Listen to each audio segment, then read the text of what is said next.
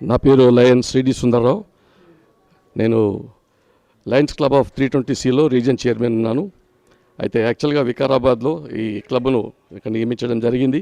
మరి ఈ కార్యక్రమానికి ఈ వీల్ చైర్స్ కానీ ట్రైసైకిల్స్ మరి అలాగనే ఈ ఆర్టిఫిషియల్ లిమ్స్ ఈ కార్యక్రమం పెట్టాలని రంగారావు గారు మనం సంప్రదించడం జరిగింది.